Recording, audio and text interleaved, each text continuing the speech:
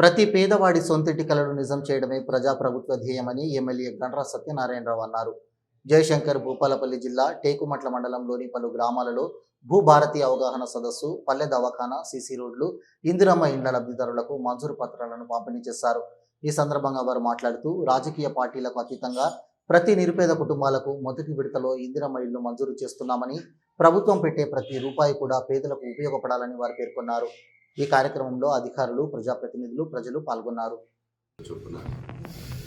ఏదైతే ఊరి గుడిసెలు మట్టి గూడులతో కిరాయికి ఉండి ఇండ్ల స్థలాలు ఉన్న వారికి మొదటి విడతగా ఈ నియోజకవర్గంలో ఇవ్వడం జరిగింది. ఈ టేక్మట్లో కూడా ఇప్పుడు ఉన్నటువంటి ఇల్లు మనం పూర్తి చేసుకోవడం జరిగింది.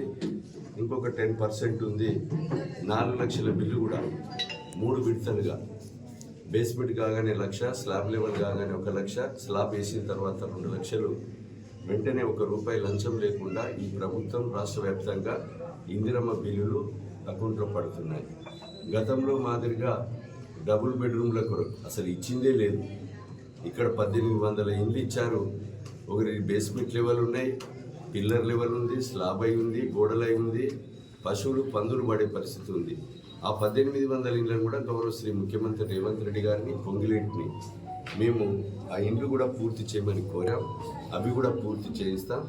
కనుక ఈరోజు మాచర్ల సంధ్య ఇంట్లో మనం ఉన్నాం. వారికి ఇలాంటి ఇండ్లు కూడా ఈ టేక్మట్ల గ్రామంలో 40 ఇండ్లు ఇచ్చాం. సుమారు 10 ఇండ్లు కూడా 32 గ్రౌండ్ అయిపోయినాయి.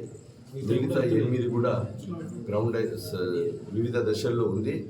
అయితే ఈ 3500 ఇండ్లను కూడా మనం ప్రతి ఒక్కరికి శాంక్షన్ లెటర్స్ ఇస్తూ త్వరితగతిన పూర్తి చేసుకోవాలని, దశల వారీగా ఇందిరమ్మ ఇండ్లు ఇంకా పేదవాళ్ళందరికీ కూడా ఈ మన రేవంత్ రెడ్డి గారి, ముఖ్యమంత్రి గారి నాయకత్వంలో, పొంగిరెడ్డి గారి నేతృత్వంలో ఈరోజు ఇందిరమ్మ ఇండ్లను కూడా పేదవాళ్ళందరికీ కూడా కట్టిస్తాం. ఈ ప్రజల ఆశీర్వాదం ఈ ప్రభుత్వానికి ఉండాలి. ప్రజల ఆశీర్వాదం ఉన్నంత కాలం సంక్షేమ పథకాలను ఇంకా వేగంగా కొనసాగిస్తాం. ప్రజలకు, పేదోళ్ళందరికీ కూడా ఇల్లు కట్టించే కార్యక్రమం తీసుకోవడం జరుగుతుంది.